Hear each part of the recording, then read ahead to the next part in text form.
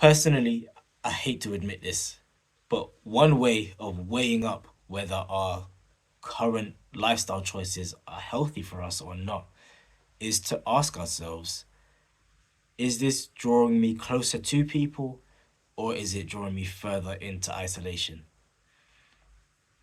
A reason why I say that is because when you look at pathologies, when you look at unhelpful ways of thinking, unhelpful ways of being, when you look at behaviors that are rooted in trauma and pain, a common theme, as far as I have seen, is that they have a tendency towards isolation. And I'll give you some examples.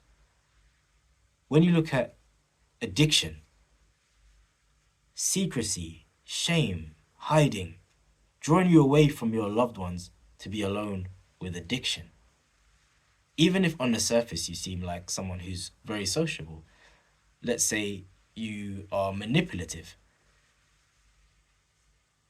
people are not really getting closer to you, they're just getting closer to the mask. You're isolated to be alone with your need for power. Let's take a look at compulsions or obsessive thoughts. People have a lot of embarrassment about that, they hide it. I don't want so and so to see that I'm secretly doing all these things. I don't want anyone to know that I think these thoughts, so I'm just going to keep it to myself and suffer. You're isolated with the compulsions or the obsessive thoughts. Let's take a look at eating disorders. There's something called an anorexic voice, which is where anorexia almost has, it does have a voice of its own. And even when you're speaking to someone suffering with anorexia, you're not speaking to them, you're speaking to anorexia. Anorexia is reinterpreting what you're saying and feeding that to them. So there's a disconnect.